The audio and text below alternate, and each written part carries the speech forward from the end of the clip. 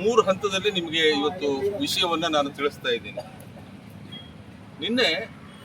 ನಿನ್ನೆಯಿಂದ ನಾವು ಅಂದರೆ ನಿನ್ನೆ ರಾತ್ರಿಯಿಂದ 1:30ಯಿಂದ ಇಲ್ಲಿವರೆಗೆ ಅಹೋರಾತ್ರಿ ಈ ಒಂದು ಧರಣಿ ಸತ್ಯಾಗ್ರಹವನ್ನು ಪಕ್ಷಾತೀತವಾಗಿ ಜಾತ್ಯತೀತವಾಗಿ ಮಾಡ್ತಾ ಇರುವಂಥದ್ದು ನಿಮ್ಮೆಲ್ಲರ ಗಮನಕ್ಕಿದೆ. ಇಲ್ಲಿ ಆ ಪಕ್ಷ ಈ ಪಕ್ಷ ಆ ಜಾತಿ ಈ ಜಾತಿ ಅನ್ನುವಂಥದ್ದು ಯಾವುದೂ ಇಲ್ಲ. ಇವತ್ತು ಇರತಕ್ಕಂಥದ್ದು ಕಾಮನ್ ಕಾಸು. ನಿನ್ನೆ ಪ್ರತಿ ಹೇಳಿಕೆಯಾಗಿ ಗೋಪಾಲಕೃಷ್ಣ ನಾಯ್ಕರವರು ಮಾಧ್ಯಮದಲ್ಲಿ, ಅದರಲ್ಲೂ ವಿಶೇಷವಾಗಿ ಸೋಷಿಯಲ್ ಮೀಡಿಯಾದಲ್ಲಿ ಒಂದು ವಿಡಿಯೋವನ್ನು ಹರಿದು ಬಿಡ್ತಾ ಇದ್ದಾರೆ. ಏನಪ್ಪ ಅಂತ ಕೇಳಿದ್ರೆ, ನಾನು ಈ ಘಟನೆ ನಡೆಯುವಂಥ ಸಂದರ್ಭದಲ್ಲಿ ಹೊರಗಡೆ ಇದ್ದೆ, ನನ್ನ ಯಾವ ಪಾತ್ರವೂ ಇಲ್ಲ, ಸುಳ್ಳೆ ನಾಗರಾಜ್ ನಾಯ್ಕರು ನನ್ನ ಮೇಲೆ ಕೇಸನ್ನು ಕೊಟ್ಟಿದ್ದಾರೆ, ನಾನು ಆಣೆ ಪ್ರಮಾಣ ಮಾಡಲಿಕ್ಕೆ ಸಿದ್ಧ ಇದ್ದೇನೆ, ಪ್ರಸಾದ ತೆಗಿಲಿಕ್ಕೆ ಸಿದ್ಧ ಇದ್ದೇನೆ ಅಂತ. ಭೂತದ ಬಾಯಲ್ಲಿ ಭಗವದ್ಗೀತೆಯನ್ನು ಕೇಳಿ ಇವತ್ತು ನಮಗೆ ನಗು ಬರ್ತಾ ಇದೆ. ಈ ಗೋಪಾಲಕೃಷ್ಣ ನಾಯ್ಕು ದೇವರನ್ನು ಆರಾಮಾಗಿ ಮುಡ್ತಾನೆ, ಪ್ರಸಾದನ್ನು ಆರಾಮಾಗಿ ಮುಡ್ತಾನೆ. ಬಹುಶಃ ಇಂಥ ಹೇಳಿಕೆಗಳು ಅವನ ಬಾಯಲ್ಲಿ ಬಂದದ್ದು ನೂರಾರು ಬಾರಿ ಆಯಿತು. ಯಾಕಂತ ಹೇಳಿದ್ರೆ ಅವನಿಗೆ ದೇವರೇ ಇಲ್ಲ ಅನ್ನುವಂಥ ಒಂದು ಮನದಟ್ಟಾಗ್ಬಿಟ್ಟದೆ. ದೇವರೇ ಇಲ್ಲ, ಹಾಗಾಗಿ ಪ್ರಸಾದ ತೆಗೆದ್ರೇನು ಅನ್ನುವಂಥ ಒಂದು ಪೂರ್ವಭಾವನೆಗೆ ಬಂದಿದ್ದೇನೆ. ನಮಗೆ ಈ ಹೃದಯದಲ್ಲೇ ದೇವರಿದ್ದಾನೆ. ಈ ಹೃದಯ ಮುಟ್ಟು ಹೇಳ್ತೀನಿ, ಈ ಪ್ರಕರಣದಲ್ಲಿ ಅವನ ಇನ್ವಾಲ್ವ್ಮೆಂಟು ಇದ್ದೇ ಇದೆ. ಯಾಕಂತ ಹೇಳಿದ್ರೆ ಈ ಒಂದು 65 ಯಕ್ಷಗಾನ ಕಲಾವಿದರ ನೆನಪಿನಲ್ಲಿ ಮಾಡ್ತಕ್ಕಂಥ ಕಾರ್ಯಕ್ರಮದಲ್ಲಿ ಯಕ್ಷಗಾನ ಕಲಾವಿದನೂ ಆದಂಥ ನನ್ನನ್ನು ಗೆಸ್ಟ್ ಮಾಡ್ತೀನಿ ಅಂತ ಹೇಳಿದಾಗ ಸಂಘಟಕರೊಬ್ಬರ ಬಳಿ ಬಂದು ಆ ಬೋರ್ಡಿಂಗನ್ನು ನಿಲ್ಲಿಸುವಂಥ ಸಂದರ್ಭದಲ್ಲಿ ಒಂದು 3-4 ದಿವಸದ ಹಿಂದೆ ನಾಗರಾಜ್ ನಾಯ್ಕರನ್ನು ನೀವು ಕರಿತೀರೇನು ಅಂತ ಹೇಳಿ ವ್ಯಂಗ್ಯವಾಗಿ ಕೇಳಿದ್ದಾನೆ ಇದೇ ಗೋಪಾಲಕೃಷ್ಣ ನಾಯ್ಕು. ಆಮೇಲೆ ತನ್ನ ಸಹಚರರಾದಂತಹ ಮಂಜುನಾಥ ಗಣಪತಿ ನಾಯ್ಕು, ಆಮೇಲೆ ನಾರಾಯಣ ಹರೀಶ್ ನಾಯ್ಕು, ಇನ್ನೊಬ್ಬರು ಸೂರಜ್ ಹಮ್ಮಣ್ಣ ನಾಯ್ಕು, ಇವರನ್ನ ಕಳಿಸಿ ನಾಗರಾಜ್ ನಾಯ್ಕರನ್ನ ಕರೀಲೇಬಾರದು ಅನ್ನುವಂಥ ಮಾತನ್ನ ಇವನೇ ಹೇಳಿದ್ದಾನೆ. ಆಮೇಲೆ ಅದೇ ವ್ಯಕ್ತಿಗಳು ಮತ್ತೆ ಬಂದೇನು ಹೇಳಿದ್ರು ಅಂತ ಹೇಳಿದ್ರೆ, ನಾಗರಾಜ್ ನಾಯ್ಕರನ್ನ ಕರೆದ್ರೆ ಗೋಪಾಲಕೃಷ್ಣ ನಾಯ್ಕರನ್ನು ಕರಿಬೇಕಾಗ್ತದೆ ಅನ್ನುವಂಥ ಮಾತನ್ನ ಹೇಳಿದ್ರು. ಅಂದ್ರೆ ಒಟ್ಟಿನಲ್ಲಿ ಆ ಕಾರ್ಯಕ್ರಮದಲ್ಲಿ ನಾವಿರಬಾರ್ದು. ಅದು ಯಾಕೋ ಏನೋ ಅಂತ ಗೊತ್ತಿಲ್ಲ, ನನಗೆ ಅವನು ಇರಬಾರ್ದು ಅನ್ನೋಂಥದ್ದು ಇರಲಿಲ್ಲ. ಆದರೆ ಒಂದಿಗೆ ಗ್ರಾಮಸ್ಥರು, ಇವತ್ತು ಒಂದಿಗೆ ಗ್ರಾಮಸ್ಥರು ಸಹಿತ ಹಲವಾರು ಜನ ಇಲ್ಲಿ ಇದ್ದಾರೆ. ಅವರಲ್ಲಿ ಏನಿತ್ತು ಅಂತ ಹೇಳಿದ್ರೆ, ಅವನನ್ನು ಕರಿಬೇಕು ಇವರನ್ನು ಕರಿಬೇಕು, ಆ ರಾಜಕಾರಣಿ ಇವನು ಅಂತಲ್ಲ, ಕಲಾವಿದರ ಕೈಯಲ್ಲಿ ಆ ಕಾರ್ಯಕ್ರಮ ನಿರ್ವಹಣೆ ಆಗಬೇಕು ಅಥವಾ ಅವರು ಇರಬೇಕು ಅನ್ನುವಂಥದ್ದು ಅವರ ಉದ್ದೇಶ ಇತ್ತು. ಹಾಗಾಗಿ ಇದಕ್ಕೆ ನಾನು ಸಹಿತ ಪ್ರಸಾದ ತೆಗಿಲಿಕ್ಕೋ ದೇವ್ರು ಮುಟ್ಲಿಕ್ಕೋ ನನಗೆ ಯಾವ ಅಡ್ಡಿ ಆತಂಕನೂ ಸಹಿತ ಇಲ್ಲ. ಆದರೆ ಗೋಪಾಲಕೃಷ್ಣ ನಾಯ್ಕ ಹೇಳಿದ್ದಾನನ್ನುವಂಥ ಮಾತ್ರಕ್ಕೆ ಪ್ರಸಾದ ಮುಟ್ಟುದಿಲ್ಲ. ಹೃದಯದಲ್ಲೇ ದೇವರಿದ್ದಾನೆ, ಈ ದೇವರನ್ನೇ ಮುಟ್ಟಿರ್ತಾನೆ. ಗೋಪಾಲಕೃಷ್ಣ ನಾಯ್ಕು ಪ್ರಸಾದ ಪ್ರಿಯರಲ್ವರು. ಅವರು ಒಂದು ಹೇಳಿಬಿಡ್ಲಿ, ಏನಂತ ಹೇಳಿದ್ರೆ, ಈ ಘಟನೆ ಆದ ನಂತರ ಆರೋಪಿಗಳನ್ನು ರಕ್ಷಣೆ ಮಾಡಲಿಕ್ಕೆ, ಅದರ ನಂತರ ಸುಳ್ಳು ಫಿರ್ಯಾದಿಯನ್ನು ಕೊಡಿಸ್ಲಿಕ್ಕೆ ಅವರು ಪ್ರಯತ್ನನೇ ಮಾಡಲಿಲ್ಲ ಅಂತ ಆಣೆ ಮಾಡಿ ಹೇಳ್ಬಿಡ್ಲಿ ನೋಡೋಣ. ಪ್ರಸಾದ ಮುಟ್ಟಿ ಹೇಳ್ಬಿಡ್ಲಿ ನೋಡೋಣ. ಆಮೇಲೆ ಆರೋಪಿಗಳನ್ನ ಬಚಾವ್ ಮಾಡಲಿಕ್ಕೆ ಏನೆಲ್ಲ ಪ್ರಯತ್ನಗಳನ್ನ ಇವರು ಯಾರ್ಯಾರ ಮುಖಾಂತರ ಇನ್ಫ್ಲೂಯೆನ್ಸ್ ಮಾಡಿದ್ದಾರೆ ಅನ್ನುವಂಥದ್ದನ್ನ ಸತ್ಯ ಹೇಳ್ಬಿಡ್ಲಿ ನೋಡೋಣ. ಗೋಪಾಲಕೃಷ್ಣ ನಾಯ್ಕರೇ, ಇದೊಂದು ಪ್ರಕರಣಕ್ಕೆ ಸಂಬಂಧಪಟ್ಟಂತೆ ಪ್ರಸಾದ ಮುಟ್ಟಿದ್ರೆ ಆಗಲಿಲ್ಲ.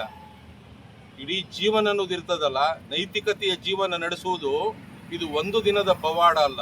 ಇದಕ್ಕೆ ನಿರಂತರವಾದಂಥ ಅಭ್ಯಾಸ ಬೇಕಾಗ್ತದೆ, ನಿರಂತರವಾದಂಥ ಶ್ರಮ ಬೇಕಾಗ್ತದೆ, ತಪಸ್ಸು ಬೇಕಾಗ್ತದೆ ನೈತಿಕತೆಯ ಜೀವನ ನಡೆಸಲಿಕ್ಕೆ. ನಾನು ನಿಮಗೆ ಕೇಳ್ತಾ ಇದ್ದೀನಿ, ಕಾರವಾರದಲ್ಲಿ 2023ರಲ್ಲಿ ಮಂಗಲ್ದಾಸ್ ಕಾಮತ್ರವರ ಮಗನ ಮದುವೆ ಆಯಿತು. ಆ ಮದುವೆಯಲ್ಲಿ ನೀನೇ ಮೈ ಮೇಲೆ ಬಂದು ಆ ನನ್ನ ಜೊತೆಲಿ ಮದುವೆಗೆ ಬಂದಿರುವಂಥ ಒಂದು ವ್ಯಕ್ತಿಗೆ ಗುಂಪುಗೂಡಿಸಿ ಹಲ್ಲೆ ಮಾಡಿಸ್ಲಿಕ್ಕೆ ಪ್ರಯತ್ನ ಮಾಡಲಿಲ್ಲ ಅಂದ್ಕೊಂಡು ಹೇಳಿ, ಅಂದರೆ ನೀನೇ ಹಲ್ಲೆ ಮಾಡಿರುವಂಥದ್ದು, ಮಾಡಲಿಲ್ಲ ಅಂತ ಹೇಳಿ ಪ್ರಸಾದ ಮುಟ್ತೀರಾ? ಹೋಗಲಿ, ಆ ವಿರುದ್ಧ ಇರುವಂಥ ವ್ಯಕ್ತಿ ಏನಾದರೂ ಒಂದು ವೇಳೆ ತಪ್ಪೇ ಮಾಡಿದ್ರು ಸಹಿತ ಮಂಗಲ್ದಾಸ್ ಕಾಮತ್ ಅನ್ನುವಂಥ ಒಂದು ವ್ಯಕ್ತಿಯ ಮನೆಯ ಮದುವೆಯಲ್ಲಿ, ಮಂಗಳ ಕಾರ್ಯದಲ್ಲಿ ಇದೆಲ್ಲ ಮಾಡಬಾರದು ಅಂತ ನಿನ್ನ ಆತ್ಮದಲ್ಲಿ, ನಿನ್ನ ಕಾನ್ಸಿಯಸ್ ಅನ್ನೋದು ಹೇಳಲೇ ಇಲ್ವಾ? ಇದ್ರ ಬಗ್ಗೆ ನೀವು ಪ್ರಸಾದ ಆಣೆ ಪ್ರಮಾಣ ಮಾಡಿಬಿಡ್ತೀರಾ? ಬೇಡ, ಹೋಗ್ಲಿ. ಕಳೆದ 4-5 ವರ್ಷಗಳಿಂದ, ಅಂದರೆ 2020ರಲ್ಲಿ ನಿಮ್ಮದೇ ಊರಿನ ಬಡ ಹಾಲಕ್ಕಿ ಕುಟುಂಬಕ್ಕೆ ಸೇರಿರುವಂಥ ವಸಂತ್ ಮಾಣಿಗೌಡರ ಮೇಲೆ ನಿಮ್ಮ ಗನ್ ಇಟ್ಟುಕೊಂಡು ಹಲ್ಲೆ ಮಾಡಲಿಕ್ಕೆ ಪ್ರಯತ್ನ ಮಾಡಿ 307 ಪ್ರಕರಣ ಆಗಿದೆ. ಸ್ವಾಮಿ, ನಿನಗೆ ಬೆಂಗಳೂರಿನಲ್ಲಿ ಕೊಟ್ಟಂಥ ಗನ್ ಪರ್ಮಿಷನ್ನು ನೀನು ಕಾರವಾರಕ್ಕೋ ಅಂಕೋಲಕ್ಕೋ ಅದನ್ನು ತರುವಂಥ ಪ್ರಮೇಯ ಯಾಕೆ ಬಂತು? ಆ ರೀತಿಯ ಹಲ್ಲೆಯನ್ನು ಮಾಡುವಂಥ ಸಂದರ್ಭದಲ್ಲಿ ಗನ್ ಇಟ್ಕೊಂಡಿರ್ಲಿಲ್ವಾ? ಆ ಹಲ್ಲೆನೇ ಮಾಡಲೇ ಇಲ್ವಾ ನೀನು? ನಿನ್ನ ಕೈಯಿಂದ ಗುಂಡು ಹಾರಲೇ ಇಲ್ಲ ಅಂತ ಹೇಳಿ ಪ್ರಸಾದ ಮುಟ್ತೀಯಾ? ಅದಕ್ಕೆ ಆಣೆ ಮಾಡಿ ಹೇಳ್ತೀಯಾ? Ankola police station crime number 75 of 2020 ಪ್ರಕರಣ ರಿಜಿಸ್ಟರ್ ಆಗಿದೆ. ಆರ್ಮ್ಸ್ ಆಕ್ಟ್ ನಲ್ಲಿ ಸಹಿತ ಕೇಸನ್ನು ಬುಕ್ ಮಾಡಿದ್ದಾರೆ ನಿನ್ನ ಮೇಲೆ. ಇನ್ನೂ ಸಹಿತ ಕಾರವಾರ ಪ್ರಧಾನ ಜಿಲ್ಲಾ ಸತ್ರ ನ್ಯಾಯಾಲಯದಲ್ಲಿ ಈ ಪ್ರಕರಣ ನಡೀತಾ ಇದೆ. ಪ್ರಸಾದ ಮುಟ್ಬಿಡ್ತೀರಾ ಪ್ರಕರಣ ಇಲ್ಲ ಅಂತ ಹೇಳಿ.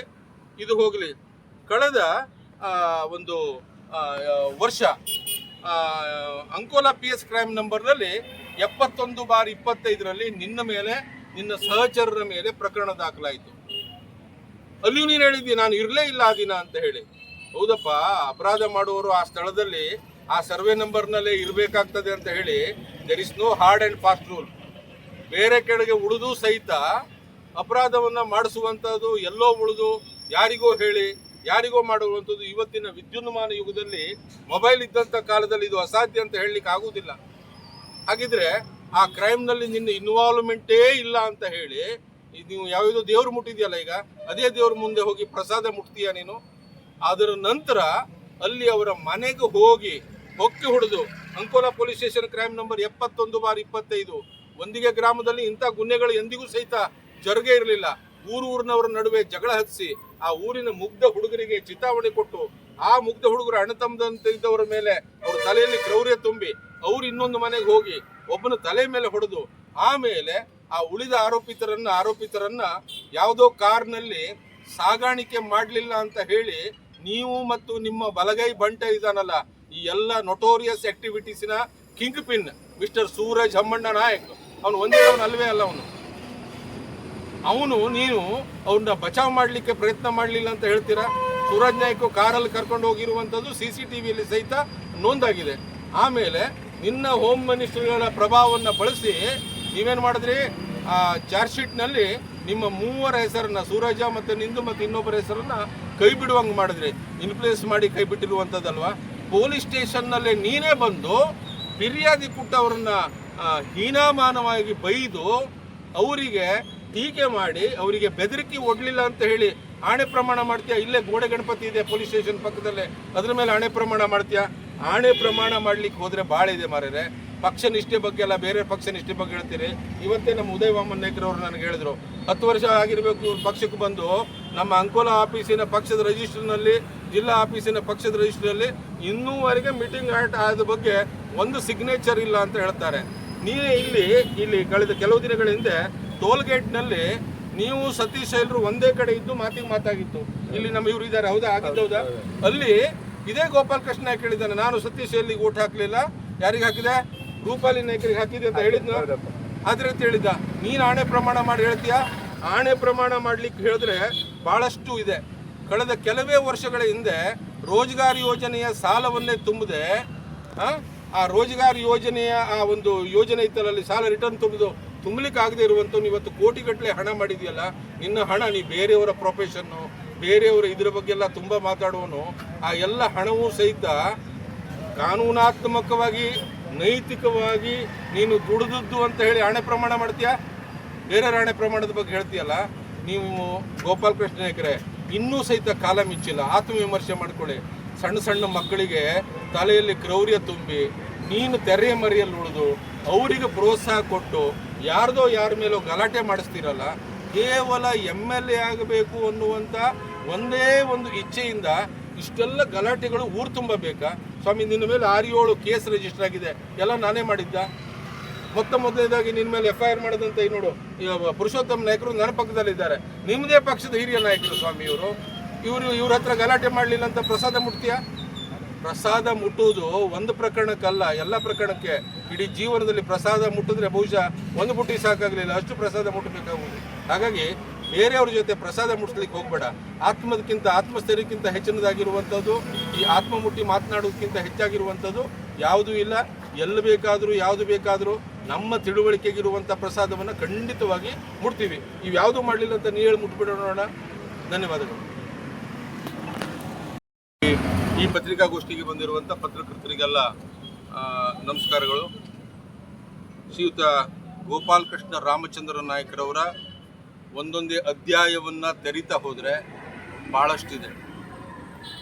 ಇವೆಲ್ಲ ಅಧ್ಯಾಯವನ್ನು ಇದಕ್ಕೆ ಕೆಲವು ಕಾಲ ಹಿಡಿತದೆ. ಜನಮಾನಸದಲ್ಲಿ ಯಾರು ಶುದ್ಧ ಚಾರಿತ್ರ್ಯವನ್ನು ಹೊಂದಿದವರು, ಯಾರು ನಕಲಿಗಳು ಅನ್ನುವಂತಹದ್ದು ಖಂಡಿತವಾಗಿ ಗೊತ್ತಾಗ್ತದೆ. ಆ ಗೊತ್ತಾಗುವಂಥ ಕಾಲ ಬಂದೇ ಬರ್ತದೆ. ಹಾಲು ಯಾವುದು, ಸುಣ್ಣದ ನೀರು ಯಾವುದು ಅಂತ ಹೇಳಿ ಗೊತ್ತಾಗುವಂಥ ಕಾಲ ಹಿಡಿಲಿಕ್ಕೆ ಭಾಳ ದಿವಸ ಇಲ್ಲ.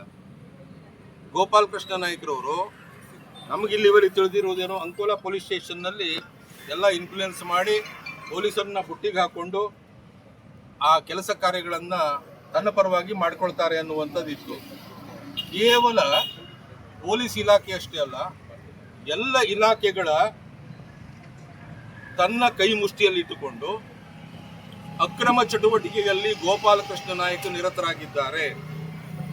Men may be lie, but not the documents. ನಾವು ಸುಳ್ಳು ಹೇಳ್ಬೋದು, ಆದರೆ ಕಾಗದ ಪತ್ರಗಳು ಎಂದಿಗೂ ಸಹಿತ ಸುಳ್ಳು ಹೇಳಲಿಕ್ಕೆ ಆಗುವುದಿಲ್ಲ. ಗೋಪಾಲಕೃಷ್ಣ ನಾಯ್ಕರವರು ತನ್ನ ಹೆಸರಿನಲ್ಲಿ ಕ್ವಾರಿ ಲೈಸೆನ್ಸ್ ಅನ್ನು ತೆಗೆದುಕೊಳ್ಳದೆ ತನ್ನ ಮಾವ ರಾಮಚಂದ್ರ ನಾಯ್ಕರ ಹೆಸರಲ್ಲಿ ತೆಗೆದುಕೊಳ್ತಾ, ತನ್ನ ಸಹೋದರ ಸಂಬಂಧಿ ರಾಘವೇಂದ್ರ ರಾಮದಾಸ್ ನಾಯ್ಕರ ಹೆಸರಲ್ಲಿ ತೆಗೆದುಕೊಳ್ಳುತ್ತಾ, ತನ್ನ ಗೆಳೆಯ ಪರೀಕ್ಷಿತ್ನ ಹೆಸರಲ್ಲಿ ತೆಗೆದುಕೊಳ್ಳುತ್ತಾ ಬಹಳ ದೊಡ್ಡದಾದಂಥ ಅಕ್ರಮವನ್ನು ಎಸಗಿದ್ದಾರೆ ಎನ್ನುವುದರ ಬಗ್ಗೆ ಈ ಕುರಿತು ಯಾರು ಬರೆದಿದ್ದಾರೆ ಅಂತ ಕೇಳಿದ್ರೆ ವಲಯ ಅರಣ್ಯಾಧಿಕಾರಿ ಹೊಸಕಂಬಿ ವಲಯರವರ ವರದಿಯನ್ನು ನೋಡಿದ್ರೆ ಗೊತ್ತಾಗ್ತದೆ. ಇವತ್ತು ಗೋಪಾಲಕೃಷ್ಣ ನಾಯ್ಕರವರ ಸುಪರ್ದಿಯಲ್ಲಿ ಇರ್ತಕ್ಕಂಥದ್ದು ಯಾವ ಲೈಸೆನ್ಸನ್ನು ಇವ್ರ ಹೆಸರಿನಲ್ಲಿ ಇಟ್ಕೊಳ್ಳಿಕ್ಕೆ ಹೋಗ್ಲಿಲ್ಲ. ಯಾಕಂದ್ರೆ ನಾಳೆ ಎಲ್ಲೋ ಗ್ರೀನ್ ಟ್ರಿಬ್ಯುನಲ್ಗೆ ಹೋದ್ರೆ ಅಥವಾ ಬೇರೆ ಯಾವುದಾದ್ರೂ ಪ್ರಾಧಿಕಾರಕ್ಕೆ ಹೋದ್ರೆ ಸಮಸ್ಯೆ ಆಗ್ತದೆ, ಕೋಟಿಗಟ್ಟಲೆ ತುಂಬುದು ತನಗೆ ಬರ್ತದೆ ಅಂತೇಳಿ ಕೆಲವೊಂದು ಬಡಪಾಯಿಗಳನ್ನ, ಕೆಲವೊಂದು ತನ್ನ ಸಂಬಂಧಿಕರನ್ನೇ ಯೂಸ್ ಮಾಡಿಕೊಂಡು ಈ ರೀತಿ ಅಕ್ರಮವನ್ನು ಎಸಗ್ತಾ ಇದ್ದಾರೆ. ಆ ಒಂದು ಕಾಮಗಾರಿಗಳಿಗೂ ಅಥವಾ ಕೆಲಸಕ್ಕೂ ಗೋಪಾಲಕೃಷ್ಣ ರಾಮಚಂದ್ರ ನಾಯ್ಕರಿಗೂ ನೇರ ಸಂಬಂಧ ಇದೆ ಅನ್ನೋದ್ರ ಬಗ್ಗೆ ಮುಂದಿನ ದಿನಗಳಲ್ಲಿ ಸಹಿತ ಕಾಗದ ಪತ್ರಗಳನ್ನು ನಾವು ಕೊಡ್ಲಿಕ್ಕೆ ಉಂಟು. ಇವತ್ತು ಈ ಸಗಡಗೇರಿ ವಲಯದಲ್ಲಿ ಒಂದು 3 ಕ್ವಾರಿಗಳನ್ನು ಮಾಡಿದ್ದಾರೆ. ಒಂದು ಕ್ವಾರಿ ಅಲ್ಲ ಸ್ವಾಮಿ, ಕ್ವಾರಿ ಲೈಸೆನ್ಸ್ ಅಲ್ಲ, 3 ಕ್ವಾರಿ ಲೈಸೆನ್ಸ್. ಇದರಲ್ಲಿ ಇನ್ನೂ ದೊಡ್ಡ ಹೂರಣಗಳು ಹೊರಗೆ ಬರಲಿಕ್ಕಿದೆ. ಯಾಕಂತ ಹೇಳಿದ್ರೆ ಇಟ್ ಟೇಕ್ ಸಮ್ ಟೈಮ್. ನೋಡ್ರಿ, ನಾನು ಈ ಕುರಿತು ದೂರನ್ನು ಕೊಟ್ಟಾಗ ಆ ದೂರಿನಲ್ಲಿ ಆರೇಪುರವರ ವರದಿ ಪುಟ ಸಂಖ್ಯೆ 4ರಲ್ಲಿ ಒಂದು ಪ್ರಸ್ತಾಪ ಬಂದಿದೆ. ಕೆಲವು ಇಂಕದಲ್ಲಿ ಮಾರ್ಕ್ ಮಾಡಿದ್ದೀನಿ. ಏನಾಗಿದೆ ಅಂತ ಹೇಳಿದ್ರೆ, ಗ್ರಾಮ ಅರಣ್ಯ ವಹಿಯಲ್ಲಿ ದಾಖಲಾದಂತೆ 9 ಎಕರೆ 12 ಗುಂಟೆ 8 ಆಣೆ ನಿರ್ವರಣೀಕರಣವಾದ ಬಗ್ಗೆ, ಅಂದರೆ ಡಿಸ್ಫಾರೆಸ್ಟೇಷನ್ನು. ಯಾವುದೇ ಫಾರೆಸ್ಟ್ ಏರಿಯಾದಲ್ಲಿ ಕಾಮಗಾರಿಗಳನ್ನು ಮಾಡೋಕ್ಕಾಗಲ್ಲ, ಅಂದರೆ ಕ್ವಾರಿಯನ್ನು ಮಾಡೋಕ್ಕಾಗಲ್ಲ. ಅದು ಅರಣ್ಯೇತರ ಜಮೀನು, ಡಿಸ್ಫಾರೆಸ್ಟೇಷನ್ ಅಂತ ಆಗಬೇಕಾಗ್ತದೆ. ಪ್ರಾಪರ್ ಕನ್ನಡ ವರ್ಡ್ ಅಂತ ಹೇಳಿದ್ರೆ ನಿರ್ವರಣೀಕರಣ ಅಂತ ಹೇಳ್ತಾರೆ. ಗ್ರಾಮ ಅರಣ್ಯ ವಹಿಯಲ್ಲಿ ದಾಖಲಾದಂತೆ 9 ಎಕರೆ 12 ಗುಂಟೆ 8 ಆಣೆಗೆ ನಿರ್ವರಣೀಕರಣವಾದ ಬಗ್ಗೆ ದಾಖಲಾಗಿದ್ದು, ಆದರೆ ಪ್ರಸ್ತುತ ಪಹಣಿ ಪತ್ರಿಕೆಯನ್ನು ಪರಿಶೀಲನೆ ಮಾಡಿ ನೋಡಲಾಗಿ ಪಹಣಿ ಪತ್ರಿಕೆಯ ಪ್ರಕಾರ 12 ಎಕರೆ 24 ಗುಂಟೆ ಎಕರೆ ಕ್ಷೇತ್ರವು ಹಂಗಾಮಿ ಲಾಗಣಿಯಿಂದ ಕಾಯಂ ಲಾಗಣಿಯಾಗಿ ಫಲಾನುಭವಿಗಳಿಗೆ ಮಂಜೂರು ಮಾಡಿ ಬಿಡುಗಡೆಗೊಳಿಸಲಾಗಿರುತ್ತದೆ. ಅಂತೂ 3 ಎಕರೆ 11 ಗುಂಟೆ ಅರಣ್ಯ ಪ್ರದೇಶದ ಕ್ಷೇತ್ರವು ಗ್ರಾಮ ಅರಣ್ಯ ವಹಿಯಲ್ಲಿ ನಿರ್ವಹಣೆಗೊಂಡು ದಾಖಲಾಗಿರುವ ಪ್ರದೇಶಕ್ಕಿಂತ ಹೆಚ್ಚಿನ ಅರಣ್ಯ ಪ್ರದೇಶವನ್ನು ಫಲಾನುಭವಿಗಳಿಗೆ ಮಂಜೂರು ಮಾಡಿರುವುದು ಖಾತ್ರಿಯಾಗಿರುತ್ತದೆ. ಡಿಸ್ಫಾರೆಸ್ಟೇಷನ್ ಅದಕ್ಕಿಂತ ಹೆಚ್ಚಿನ ಭೂಮಿ, ಆ ಭೂಮಿಯನ್ನು ಇವರು ಖರೀದಿ ಮಾಡಿರ್ತಕ್ಕಂಥದ್ದು. ಸದರಿ ಹೆಚ್ಚಿನ 3 ಎಕರೆ 11 ಗುಂಟೆ ಅರಣ್ಯ ಪ್ರದೇಶವು ಯಾರಿಗೆ ಮಂಜೂರಾಗಿರುತ್ತದೆ ಅಂದರೆ 3 ಎಕರೆ 11 ಗುಂಟೆ ಈ ಜಮೀನು ಮಿಸ್ಯೂಸ್ ಆಗಿದೆ. ಈಗ ಜಮೀನು ಯಾರಿಗೆ ಮಂಜೂರಿ ಆಗಿರುತ್ತದೆ ಎಂಬುದನ್ನು ಕಂದಾಯ ಇಲಾಖೆಯವರು ಮೋಜಣಿ ಮೂಲಕ ನಿರ್ಧರಿಸಬೇಕಾಗುತ್ತದೆ. Forest department is under the control of Gopalakrishna Ramachandra Nayak. Police department is in his control. Mines and geology is in his control. ನಮ್ಮದು ಅಂಕೋಲಾ ಪುರಸಭೆ ಸಹಿತ ಇವರ ಕೈವಶದಲ್ಲಿದೆ. ಇವರು ಹೇಳ್ದಂಗೆ ಕೇಳ್ತಾರೆ. Complete lawlessness. ಉತ್ತರ ಕೊರಿಯಾಕ್ಕೆ ಹೇಗೆ ಆ ಕಿಂಗ್ ಚಾಂಗ್ ಜುಮ್ ಇದನ್ನಲ್ಲ, ಹಾಗೆ ಅಂಕೋಲಾಕ್ಕೆ ಗೋಪಾಲಕೃಷ್ಣ ರಾಮಚಂದ್ರ ನಾಯ್ಕ ಅವನು ಹೇಳ್ದಂಗೆ ಕೇಳಬೇಕು. ಮುಂದುವರೆದು ಇಲ್ಲಿ ಹೇಳ್ತಾರೆ, ಇದೇ ಇವರು, ನಾನು ಇದೆಲ್ಲ ಡಾಕ್ಯುಮೆಂಟ್ ಕೊಡ್ತೀನಿ.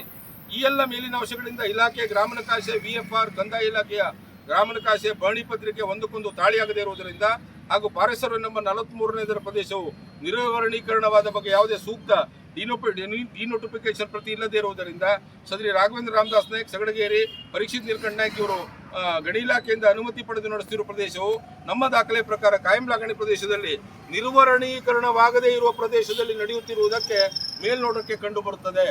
ಈ ರೀತಿ ಫಾರೆಸ್ಟ್ನವ್ರದ್ದು ವರದಿ ಇದ್ರೂ ಸಹಿತ ಇದು ಮೈನ್ಸ್ ಅಂಡ್ ಜಿಯೋಲಜಿಗೆ ಗಮನಕ್ಕಿಲ್ವಾ? ಮೈನ್ಸ್ ಅಂಡ್ ಜಿಯೋಲಜಿ ಅವರು ಹೇಗೆ ಕೋಟ್ಯಾಂತರ ರೂಪಾಯಿ ಈ ರೀತಿ ಅರಣ್ಯ ವಸ್ತುಗಳನ್ನು ದೋಚಲಿಕ್ಕೆ ಹೇಗೆ ಅವಕಾಶ ಮಾಡಿಕೊಟ್ರು? ಮಾನ್ಯ ಅರಣ್ಯ ಮಂತ್ರಿಗಳೇ, ತುಂಬಾ ಪ್ರಭಾವಿ ಸಚಿವರು, ನೀವು ತುಂಬಾ ಒಳ್ಳೆ ಕೆಲಸ ಮಾಡ್ತಾ ಇದ್ದೀರಂತೆ. ಯಾಕೆ ನಿಮ್ಮ ಪಕ್ಷದ ಹಿಂದಿನ ಕಾರ್ಯದರ್ಶಿ ಮಾಡಿರುವಂಥದ್ದು ನಿಮ್ಮ ಗಮನಕ್ಕೆ ಬರ್ತಾ ಇಲ್ವಾ? ನಿಮಗೂ ಅರ್ಜಿ ಬರೆದಿದ್ದೀವಿ. What action you have taken? ಏನು ತಗೊಂಡ್ರಿ? ಆಮೇಲೆ ಇನ್ನು ಮುಂದುವರೆದು ಇನ್ನೊಂದು ಫಾರೆಸ್ಟ್ ಅವ್ಯವಹಾರವನ್ನು ನಿಮ್ಮ ಮುಂದೆ ನಾನು ಇಡ್ತಾ ಇದ್ದೀನಿ. ಇದು ಯಾವುದು ಕೇಳಿದ್ರೆ, ಸಹಾಯಕ ಅರಣ್ಯ ಸಂರಕ್ಷಣಾಧಿಕಾರಿ ಅಂದರೆ ACFನವರು ಯಾರಿಗೆ ಪತ್ರ ಬರೆದಿದ್ದಾರೆ ಅಂತ ಕೇಳಿದ್ರೆ, ಉಪ ಅರಣ್ಯ ಸಂರಕ್ಷಣಾಧಿಕಾರಿಗಳು ಕಾರವಾರ ವಿಭಾಗ ಕಾರವಾರವರಿಗೆ ಪತ್ರ ಬರೆದಿದ್ದಾರೆ. ಏನಾಗಿತ್ತಪ್ಪ ಅಂತ ಕೇಳಿದ್ರೆ, ಅಂಕೋಲಾ ತಾಲೂಕು ಈ ಸೂರ್ವೆ ಗ್ರಾಮದಲ್ಲಿ ಒಂದಿಷ್ಟು ಜಮೀನು ಮಂಜೂರಿ ಆಗ್ತದೆ. ಒಂದು 2 ಎಕರೆ 2.5 ಎಕರೆ ಒಬ್ಬರಿಗೆ ಮಂಜೂರಿ ಆಗ್ತದೆ. ಅದು ಇವನ ಮಾವ ರಾಮಚಂದ್ರ ನಾಯಕನ ತಂದೆಯವರಿಗೆ ಮಂಜೂರಾಗಿರುವಂಥ ಜಮೀನು. ಕಾಲಾನಂತರದಲ್ಲಿ ಇವರ ಮಾವನ ಹೆಸರಿಗೆ ಬರ್ತದೆ. ಅಲ್ಲಿ ಏನೋ ಕಲ್ಲು ಗಿಲ್ಲು ವಗೇರೆ ಇದನ್ನೆಲ್ಲ ತೆಕ್ಕೊಂಡು ಈಗ ಆ ಪ್ರದೇಶ ಏನು ಉಪಯೋಗ ಬರುವುದಿಲ್ಲ. ಅಂದರೆ ರೈತಾಪಿ ಅಂತೂ ಅಲ್ವೇ ಅಲ್ಲ ಇವ್ರದ್ದು. ಅಲ್ಲಿಂದ ಬೆಳೆ ತೆಗಿಲಿಕ್ಕೆ ರೈತಾಪಿ ಮಾಡಲಿಕ್ಕೂ ಬರುವುದಿಲ್ಲ, ಅಲ್ಲಿಂದ ಬೆಳೆ ತೆಗಿಲಿಕ್ಕೆ ಆಗುವುದಿಲ್ಲ ಅಂತೇಳಿ ದೂರದಲ್ಲಿ ಕಲ್ಲಿರುವಂಥ ಪ್ರದೇಶದಲ್ಲಿ ತಮ್ಮ ಜಮೀನು ಬರ್ತದಂತ ಹೇಳಿ ತಹಶೀಲ್ದಾರರು, ಫಾರೆಸ್ಟ್ ಡಿಪಾರ್ಟ್ಮೆಂಟು ಎಲ್ಲರ ಈ ಕೂಡುವಿಕೆಯಲ್ಲಿ ಮ್ಯಾಪನ್ನೇ ತಿರ್ಸ್ಬಿಟ್ಟಿರೋದು. ಬಹಳ ದೊಡ್ಡದಾದಂಥದ್ದು. ಕೇಂದ್ರ ಸರ್ಕಾರದ ಈ ಒಂದು ಸರ್ವೆ ಡಿಪಾರ್ಟ್ಮೆಂಟಿಗೆ ಏನಾದ್ರು ಗಮನಕ್ಕೆ ಬಂದರೆ ಬಹಳ ದೊಡ್ಡದಾದಂಥ ಒಂದು ಪ್ರಕರಣ. ಇಲ್ಲಿ ಅರಣ್ಯ ಇಲಾಖೆಯವರ ಕಡೆಗೆ, ಯಾಕಂದರೆ ನನ್ನ ಕ್ವಾರಿ ಮೇಲೆ ಕ್ವಾರಿ ಬಿದ್ದಿದ್ದರಿಂದ, ಅಂದರೆ ಪ್ರಶ್ನೆಗಳ ಮೇಲೆ ಪ್ರಶ್ನೆ ಕೇಳಿರುವುದರಿಂದ ತಪ್ಪೊಪ್ಪಿಕೊಂಡು ಆಮೇಲೆ ಉತ್ತರ ಕೊಟ್ಟಿದ್ದಾರೆ ನೋಡಿ. ಈ ಮೇಲಿನ ಎಲ್ಲ ಅಂಶಗಳಿಂದ ನಾಗರಾಜ್ ವಿ ನಾಯ್ಕ್ ವಕೀಲರು, ಕಾರವಾರ, ಅಂಕೋಲಾ ತಾಲೂಕು ಸಗಡಗೇರಿ ಗ್ರಾಮ ಸರ್ವೆ ನಂಬರ್ 72 ಹಾಗೂ ಅಂಕೋಲಾ ತಾಲೂಕು ಬಾಸ್ಕೋಡ್ ಹೋಬಳಿ ಸುರ್ವೆ ಗ್ರಾಮದ ಜಮೀನ್ ಸರ್ವೆ ನಂಬರ್ 27A1A1A ಹಿಸ್ಸಾ 33ರಲ್ಲಿ ಲಕ್ಷ್ಮಣ್ ನಾಯ್ಕ್ ಮೃತ ಇವರ ಮಗ ರಾಮಚಂದ್ರ ಲಕ್ಷ್ಮಣ್ ನಾಯ್ಕ್ರವರಿಗೆ 2 ಕ್ಷೇತ್ರ ಹಂಗಾಮಿ ಲಾಗಣಿಯಿಂದ ಕಾಯಂ ಲಾಗಣಿಯಾದ ಮೂಲ ಮಂಜೂರಿ ನೀಡಿದ ಸ್ಥಳ ಮತ್ತು ದಿಶಾಂಕ್ ಆಪ್ನಲ್ಲಿ ಬದಲಾವಣೆ ಮಾಡಿ ಅನುಭವಿಸುತ್ತಿರುವ ಬಗ್ಗೆ ಮಾನ್ಯ ಮುಖ್ಯಮಂತ್ರಿಗಳು, ಅರಣ್ಯ ಸಚಿವರು, ಅರಣ್ಯ ಪರಿಸರ, ಜೀವಶಾಸ್ತ್ರ ಮತ್ತು ಬೆಂಗಳೂರಲ್ಲಿ ದಾಖಲಿಸಿದ ದೂರಿನಲ್ಲಿ ಸತ್ಯಾಂಶ ಇರುವುದು ಮೇಲ್ನೋಟಕ್ಕೆ ಕಂಡು ಬರುತ್ತದೆ. ಈ ರೀತಿ ಮ್ಯಾಪನ್ನು ತಿರುಸಿ ಸರ್ವೇನೇ ಬದಲು ಮಾಡಿ ಈ ರೀತಿ ಅಕ್ರಮ ಮಾಡಿದ್ದಾರೆ ಅಂತ ನಾನು ದೂರ್ಕೊಂಡಿದ್ದೆ. ನನ್ನ ದೂರಿನಲ್ಲಿ ಸತ್ಯಾಂಶ ಇದೆಯಾ ಅಂತ ಹೇಳಿ ಇವ್ರದೇ ಸರ್ಕಾರದ ಅಧಿಕಾರಿಗಳು ನಾನು ಮಾಹಿತಿ ಹಕ್ಕಿನಲ್ಲಿ ಕೊಟ್ಟ ಮೇಲೆ ನಾನು ಪ್ರಶ್ನೆಗಳ ಮೇಲೆ ಪ್ರಶ್ನೆ ಕೇಳಿದ್ರೆ, ಇಲ್ಲಾಂದ್ರೆ ಕೇಸ್ ಮುಚ್ಚೋಗ್ತಿತ್ತು. ಇದರ ಮೇಲೆ ವರದಿಯನ್ನು ಕೊಟ್ಟಿದ್ದಾರೆ. ಆಮೇಲೆ ವಲಯ ಅರಣ್ಯಾಧಿಕಾರಿಗಳು ಈಗಾಗಲೇ ಸದರಿ ಮಂಜೂರಾತಿಗೆ ಸಂಬಂಧಿಸಿದಂತೆ ಮಾಹಿತಿಯನ್ನು ಕೋರಿ ಹಲವು ಬಾರಿ ಪತ್ರಿಸಿದರೂ ಸಹ ಮಾಹಿತಿಯು ಲಭ್ಯವಾಗದಿರುವುದರಿಂದ ಸಂಪೂರ್ಣ ತನಿಖೆ ಕೈಗೊಳ್ಳಲು ಸಾಧ್ಯವಾಗಿರುವುದಿಲ್ಲ. ಆದ್ದರಿಂದ ಸದರಿ ಪ್ರಕರಣವನ್ನು ಉನ್ನತ ಮಟ್ಟದ ತನಿಖೆಗೆ ವರ್ಗಾಯಿಸಿದಲ್ಲಿ ದೂರರ್ಜಿಯ ಬಗ್ಗೆ ಸತ್ಯಾಸತ್ಯತೆ ತಿಳಿದು ಬರುತ್ತದೆ. ಕಾರಣ ಇದರ ಪ್ರಕರಣವನ್ನು ಉನ್ನತ ಮಟ್ಟದ ತನಿಖೆಗೆ ವರ್ಗಾಯಿಸುವುದು ಸೂಕ್ತ ಎಂದು ಅಭಿಪ್ರಾಯಪಡುತ್ತಾ ಪ್ರಕರಣವನ್ನು ಮುಂದಿನ ಕ್ರಮಕ್ಕಾಗಿ ಗೌರವಪೂರ್ವಕವಾಗಿ ಒಪ್ಪಿಸಿದೆ. ಇದು ಎಲ್ಲವೂ ಸಹಿತ ಗೋಪಾಲಕೃಷ್ಣ ನಾಯಕ್ ಅವರ ಮಾವ ರಾಮಚಂದ್ರ ನಾಯಕರ ಹೆಸರಿನಲ್ಲಿ, ಪರೀಕ್ಷಿತನ ಹೆಸರಿನಲ್ಲಿ, ಇನ್ನೊಬ್ರು ಯಾರು ರಾಘವೇಂದ್ರ ರಾಮದಾಸ್ ನಾಯಕರ ಹೆಸರಿನಲ್ಲಿ ಮಾಡಿರುವಂಥ ಅಕ್ರಮಗಳು. ನಾನು ಹೇಳಿದ್ನಲ್ಲ, ಮೆನ್ ಮೇ ಬಿ ಲೈ ಬಟ್ ನಾಟ್ ದ ಡಾಕ್ಯುಮೆಂಟ್ಸು. ಇವೆಲ್ಲವುಗಳಿಂದ ಅವರಿಗೆ ನಮ್ಮ ಮೇಲೆ ಸಿಟ್ಟಿದೆ. ಮಯೂರ್ ನಾಯಕರ ಕೇಸ್ನಲ್ಲಿ ನಾನು ಬೇಲ್ ಹಾಕಿದಕ್ಕೆ ನನ್ನ ಮೇಲೆ ಸಿಟ್ಟಿದೆ. ನನ್ನ ಪಾತ್ರನೇ ಇಲ್ಲ ಅಂತೇಳಿ ಸ್ವಾಮಿ. ಇವೆಲ್ಲ ಕಾರಣದಿಂದ ನಾವು ಅಲ್ಲಿ ಏನು ಪಾತ್ರ ನಡೀತಾ ಇದ್ದಂಥ ಜಾಗದಲ್ಲಿ ಈ ಪಾತ್ರ ಹಾಕ್ಲಿಕ್ಕೆ ಬಂದಿದ್ದೀನಿ. ಈ ಕಾಗದ ಪತ್ರಗಳನ್ನು ಪತ್ರಿಕೆಗಳಿಗೆ ಕೊಡ್ತೇನೆ, ತಗೊಳ್ಳಿ. ಇದನ್ನೆಲ್ಲ ದಯವಿಟ್ಟು ಬೇರೆ ಪತ್ರಿಕೆಗಳಿಗೆ ಮುಡಿಸ್ಬೇಕು. ಇದು ಬರ್ತದೆ ನೋಡಿ, ಇದು ಬರಬೇಕು, ಇದ್ದಂಗೆ ಬರೀಬೇಕು, ನಾನು ಹೇಳ್ದಂಗೆ ಬರೀಬೇಕು. I am ready to face the defamation case also. ದಯವಿಟ್ಟು ಬರೀರಿ. Thank you. ಸ್ವಾಗತವನ್ನು ನಾನು ಹೇಳ್ತಾ ಇದ್ದೇನೆ. ಈ ಗೋಪಾಲಕೃಷ್ಣ ರಾಮಚಂದ್ರ ನಾಯ್ಕು ಅವರ ಎಡ ಮತ್ತು ಬಲಗೈ ಅಂತ ಹೇಳ್ತಾರಲ್ಲ, ಇವರೆಲ್ಲ ಯಾರ್ಯಾರು ಇದ್ದಾರಲ್ಲ, ಇವರೆಲ್ಲ ಅಕ್ರಮ ದಂಧೆಯಲ್ಲಿ ನಿರತರಾಗಿರ್ತಕ್ಕಂಥವ್ರು. ನಾನು ಈಗಾಗಲೇ ನಿಮಗೊಂದು ಕಾಗದ ಪತ್ರವನ್ನು ಕೊಟ್ಟೆ. ಎಲ್ಲಿಂದ? ವಲಯ ಅರಣ್ಯಾಧಿಕಾರಿಗಳ ಕಚೇರಿಯಿಂದ ಮಾಹಿತಿ ಹಕ್ಕಿನಲ್ಲಿ ತಗೊಂಡಂಥ ಕಾಗದ ಪತ್ರಗಳು. ಇವರ ಹೆಸರಿನಲ್ಲಿ ಇವನು ಮಾಡಿರುವುದಂಥದ್ದು ಅಕ್ರಮ. ಸ್ವಂತ ತನ್ನ ಮಾವನ ಹೆಸರಿನಲ್ಲಿ ಸಹಿತ ಅಕ್ರಮವನ್ನು ಎಸಗಿರುವಂಥದ್ದನ್ನು ನೀವು ನೋಡಿದ್ದೀರಿ. ಈಗ ಇವನ ಬಲಗೈ ಬಂಟ ಅಂತ ಹೇಳ್ತಾರಲ್ಲ, ಸೂರಜ್ ಹಮ್ಮಣ್ಣ ನಾಯಕ್, ಇವನು ಯಾವ ವೃತ್ತಿ ಮಾಡಿದ್ದಾನೆ ಇಲ್ಲಿವರೆಗೆ? ಬಹುಶಃ ಅವನಿಗೊಂದು 45 ವರ್ಷ ಆಗಿರ್ಬೋದು. ಇಲ್ಲಿವರೆಗೆ ಯಾವ ವೃತ್ತಿ ಮಾಡಿದ್ದಾನೆ ಅಂತ ಹೇಳಿ ನೀವು ಸ್ವಲ್ಪ ತಿಳ್ಕೊಳ್ಳಿ. ಏನು ಯಾಲಕ್ಕಿಯನ್ನು ವಿದೇಶಕ್ಕೆ ಕಳಿಸಿದಾನ, ಇಲ್ಲ ಕಂಪ್ಯೂಟರ್ ದಂಧೆ ಮಾಡಿದಾನ, ಇಲ್ಲ ಏನೋ ಕೃಷಿ ಮಾಡಿ ಕಬ್ಬು ಬೆಳೆದು ಅಥವಾ ಮೀನುಗಾರಿಕೆ ಮಾಡಿ ಹಣ ಸಂಪಾದಿಸಿದಾನ? ಇಲ್ಲಿಯವರೆಗೆ ಸೂರಜ್ ಹಮ್ಮಣ್ಣ ನಾಯಕು ಮಾಡ್ತಾ ಬಂದಿರುವುದು ಎಲ್ಲವೂ ಸಹಿತ ಅಕ್ರಮ ರೇತಿ, ಅಕ್ರಮ ಗಣಿಗಾರಿಕೆ. ಇವರು ಬೆನ್ನಿಂದ ಇನ್ನು ಪೂರ್ತಿ ಬಿದ್ದು ಇವ್ರದ್ದು ದಾಖಲೆಗಳನ್ನು ಕೊಡ್ತೇನೆ ನಾನು ಪೂರ್ತಿ. ನಿನ್ನೆ ಅಂಕೋಲಾ ವಿಭಾಗಕ್ಕೆ ಸಂಬಂಧಪಟ್ಟಂತಹ ಹರೀಶ್ ಅನ್ನುವ ಮೈನ್ಸ್ ಆ್ಯಂಡ್ ಜಿಯೋಲಜಿ ಆಫೀಸರಿಗೆ ನಾನು ನಿನ್ನೆ ಈ ಸೂರಜ್ ನಾಯ್ಕ್ ಒಂದಿಗೆ ಗ್ರಾಮದಲ್ಲಿ ಚಿತ್ರಕೂಟ ಯಾವುದೊಂದು ಪ್ರೆಸ್ ಇದೆ, ಅಲ್ಲಿಂದ ಮುಂದೆ ರೈಟಲ್ಲಿ ಡಾಂಬರ್ ರಸ್ತೆಯಲ್ಲಿ ಹೋಗಿ ಅಲ್ಲಿ ಪಕ್ಕದಲ್ಲಿ ಒಬ್ಬರು ಲೆಕ್ಚರರ್ ಮನೆ ಪಕ್ಕದಲ್ಲಿ ಸುಮಾರು 20 ಲೋಡು ರೇತಿ ಕಳ್ಳರೇತಿ ಸಂಗ್ರಹಿಸಿದ್ದಾನೆ ಅನ್ನುವಂಥ ಮಾಹಿತಿಯನ್ನು ಕೊಟ್ಟಿದ್ದೆ. ಪೊಲೀಸರೇ ನಿಮ್ಮ ಗಮನಕ್ಕೂ ಇರಲಿ, ಅವ್ರು ಹಿಡಿದಿದ್ರೆ ನೀವು ಹಿಡಿಬೇಕಾಗ್ತದೆ. ಆಮೇಲೆ ಅಲ್ಲೇ ಮುಂದುವರೆದು ಸ್ಮಶಾನದ ಹತ್ರ ಇನ್ನೊಬ್ಬರದು ಅವರಿಗೆ ಸಂಬಂಧಪಟ್ಟವ್ರದ್ದು ಇದು ಲೆಫ್ಟ್ ಹ್ಯಾಂಡ್ ಇರಬೇಕು ಬಹುಶಃ, ಅವ್ರದ್ದು ಅಕ್ರಮ ರೀತಿ ಒಂದು 25 ಲೋಡ್ ಇದೆ ಅಂತ ಹೇಳಿದ್ದೆ. ಇವರು ಮೈನ್ಸ್ ಆ್ಯಂಡ್ ಜಿಯೋಲಜಿ ಅವರು ನನ್ನ ಫೋನನ್ನೇ ಎತ್ತಲಿಲ್ಲ ಭಾಳ ದಿನ ಹೊತ್ತು. ಆಮೇಲೆ ಎತ್ಬಿಟ್ಟು ಹೋಗಿ ಬರ್ತೀನಿ ಅಂತ ಹೇಳಿದ್ರು. ಒಂದು 3 ತಾಸಿನ ಮೇಲೆ ಫೋನ್ ಮಾಡ್ರಿ, ಇನ್ನೂ ಹೋಗಲಿಲ್ಲ, ನಿದ್ದೆಯಲ್ಲಿದ್ದೆ ಅಂತ ಹೇಳಿದ್ರು. ಆಮೇಲೆ ಹೋದಾಗ ಇಲ್ಲಿ ಅವರು ನನಗೆ ಪಾವತಿ ತೋರಿಸ್ತಿ ಅಂತ ಹೇಳಿದ್ದಾರೆ ಅಂತ ಹೇಳಿ ಬಿಟ್ಟು ಬಂದರು ಅಂತ ಹೇಳ್ತಾರೆ. ಬಾಕಿಯವ್ರದ್ದಾದರೆ ಇಮಿಡಿಯೇಟ್ಲಿ ಸೀಜ್ ಮಾಡ್ತಿದ್ರಿ. ಬಡ ಒಂದು ಮನೆ ಕಟ್ಟುವ ಒಂದು ರೇತಿ ಒಂದು ರಿಕ್ಷಾ ಹೋಗಿದ್ರು ಸಹಿತ ಸೀಜ್ ಮಾಡ್ತೀರಿ. ಇವರು ಹಿಲ್ಲೂರಿನಲ್ಲೂ ಸಹಿತ ಅಕ್ರಮ ರೇತಿ ಸೈಟ್ ಮಾಡಿಕೊಂಡು ಈ ವೃತ್ತಿಯನ್ನು ಮಾಡ್ತಾ ಇದ್ದಾರೆ, ಅಕ್ರಮ ಜಲ್ಲಿಯನ್ನು ಮಾರ್ತಾ ಇದ್ದಾರೆ.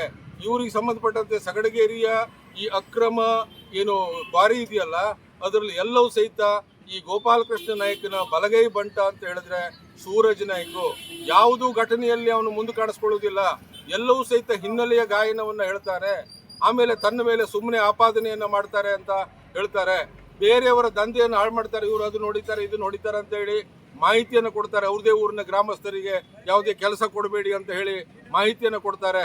ಸೊ ಇಂಥ ಅಕ್ರಮ ಕೂಟ ನಾನು ಯಾಕೆ Suraj Naik is not my enemy, ನಾನು ಯಾಕೆ ಈ ಮಾತನ್ನು ಹೇಳ್ತಾ ಇದ್ದೀನಿ ಅಂತ ಹೇಳಿದ್ರೆ, ಈ ಸೂರಜ್ ನಾಯ್ಕ್ ಮೊನ್ನೆ ಆದ ಇನ್ಸಿಡೆಂಟಲ್ಲಿ ಇವನು ಒಂದು ಪ್ರಧಾನ ಕೈ ಇದೆ. ಇವನು ಹೀಗೆ ಮಾಡಬೇಕು ಅಂತ ಹೇಳಿ ಡೈರೆಕ್ಷನ್ ಕೊಡೋದ್ರಲ್ಲಿ ಇವನು ಒಬ್ಬನು. ಹಾಗಾಗಿ ಅಂಕೋಲಾದಲ್ಲಿ ನಡೆಯುವಂಥ ಈ ಅಕ್ರಮ ಚಟುವಟಿಕೆಗಳಲ್ಲೆಲ್ಲ ಸೂರಜ್ ನಾಯ್ಕನ ನೇರ ಕೈವಾಡ ಇರ್ತದೆ. ಅದರಿಂದ ನಾನು ಹೇಳ್ತಾ ಇದ್ದೀನಿ ಏನಂತ ಹೇಳಿದ್ರೆ, ಇವರೆಲ್ಲರೂ ಕೂಡಿಕೊಂಡು ಅಂಕೋಲಾದ ಶಾಂತಿಯನ್ನು ಹಾಳು ಮಾಡಿದ್ದಾರೆ. ನಿನ್ನೆವರೆಗೆ ನಾವೇನು ಹೇಳ್ತಾ ಇದ್ವಿ, ಕೇವಲ ಗೃಹ ಇಲಾಖೆ ಮಾತ್ರ ಇವ್ರ ಕೈಲಿದೆ ಅಂತ ಹೇಳ್ತಿದ್ದೀವಿ. ಇಲ್ಲ, ಅರಣ್ಯ ಇಲಾಖೆ ಇವ್ರ ಕೈಲಿದೆ, ಮೈನ್ಸ್ ಆ್ಯಂಡ್ ಜಿಯೋಲಜಿ ಇವ್ರ ಕೈಲಿದೆ, ಅಂಕೋಲಾ ಪುರಸಭೆ ಇವ್ರ ಕೈಲಿದೆ, ತಹಶೀಲ್ದಾರ್ ಕಚೇರಿ ಇವ್ರ ಕೈಲಿದೆ, ಮ್ಯಾಪೇ ತಿರುಗಿಸ್ತಾ ಇದ್ದಾರೆ. ಸೊ ಆದ್ದರಿಂದ ಇಡೀ ಒಂದು ತಾಲೂಕಿನ ಆಡಳಿತ ಹಾಳಾಗಿ ಹೋಗಿದೆ, ಕುಸಿದು ಬಿಟ್ಟು ಹೋಗಿದೆ. ಹಾಗಾಗಿ ಇವುಗಳು ಎಲ್ಲದರಿಂದ ಇದನ್ನ ಮುಕ್ತಿ ಮಾಡಿದ್ರೆ ಅಂಕೋಲಾದಲ್ಲಿ ಶಾಂತಿ ನೆಲೆಸ್ತದೆ.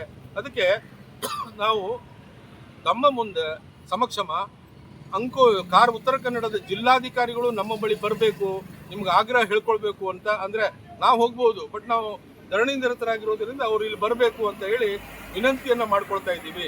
ಯಾಕೆ ಈ ವಿನಂತಿಯನ್ನು ಮಾಡ್ಕೊಳ್ತಿದ್ದೀವಿ ಅಂತ ಹೇಳಿದ್ರೆ, ನಿನ್ನೆ ಈ ಮೈನ್ಸ್ ಆ್ಯಂಡ್ ಜಿಯೋಲಜಿ ಆಫೀಸರ್ ಅವರು, ಇವರು ಹೆಸರೇನು ಹರೀಶ್ ಅಂತ, ನಾವು ಕೊಟ್ಟಂತ ಒಂದು ಓರಲ್ ದೂರಿನ ಮೇಲೆ ಯಾವುದೇ ಕ್ರಮ ಕೈಗೊಳ್ಳದೇ ಇರುವುದರಿಂದ DC ಅವರಿಗೆ ಫೋನ್ ಹಾಯಿಸಿದೆ. ಅವ್ರು ಯಾವುದೋ ಕಾರ್ಯಬಾಹುಳ್ಯದಲ್ಲಿ ಇರಬಹುದು, ನಾನು ಫೋನ್ ತಗೊಳ್ಳಿಲ್ಲ. ಈ ತಾಲೂಕಿನಲ್ಲಿ, ಈ ಜಿಲ್ಲೆಯಲ್ಲಿ ಈ ಗೋಪಾಲಕೃಷ್ಣ ರಾಮಚಂದ್ರ ನಾಯ್ಕನ ದೆಸೆಯಿಂದ ಏನೆಲ್ಲ ಅಕ್ರಮಗಳು ಜರುಗ್ತವೆ ಅನ್ನುವುದನ್ನು ನಾನು ಅವರಿಗೆ ಕಾನ್ಫಿಡೆನ್ಷಿಯಲಿ ಮೆಚ್ಚಿ ದಾಖಲೆಗಳನ್ನು ಕೊಟ್ಟು ಅವರಿಗೆ ತಿಳಿಸಿ ಹೇಳಬೇಕಾಗಿದೆ. ಹಾಗಾಗಿ ಜಿಲ್ಲಾಧಿಕಾರಿಗಳನ್ನು ಈ ಧರಣಿ ಸ್ಥಳಕ್ಕೆ ನಾವು ಆಹ್ವಾನಿಸ್ತೀವಿ, ಅವರು ಬರಲಿ, ಅವರಿಗೂ ಸಹಿತ ನಾವು ಹೇಳ್ತೀವಿ. ಹಾಗಾಗಿ ಪರಮೇಶ್ವರ್ ಅವರು ಇವತ್ತಂತೂ ಬರಲಿಲ್ಲ, ತಿಳಿತಾ, ನಾಳೆನಾದರೂ ಬರ್ತೀವಿ ಅನ್ನುವಂಥ ಶಬರಿ ನಿರೀಕ್ಷೆಯಲ್ಲಿ ಇದ್ದೀವಿ ನಾವು. ಅವರು ಬಂದರೆ ಕುಳಿತುಕೊಂಡು ಮಾತಾಡೋಣ. ಅವರಿಗೆ ಎಂಜಿಲ್ ಹಣ್ಣು ಕೊಡುವುದಿಲ್ಲ, ಅವರಿಗೆ ಒಳ್ಳೆ ಹಣ್ಣನ್ನೇ ನಾವು ಕೊಟ್ಟು ಕುಳಿಸಿ ಅವರಿಗೆ ಉಪಚಾರ ಮಾಡಿ, ನಮ್ಮ ಮಂತ್ರಿಗಳಲ್ವಾ, ಮಾತಾಡ್ತೀವಿ. ದಯವಿಟ್ಟು ಪರಮೇಶ್ವರ್ ಅವರೇ, ನೀವು ಬನ್ನಿ, ನಿಮ್ಮ ನಿರೀಕ್ಷೆಯಲ್ಲಿ ನಾವಿದ್ದೇವೆ.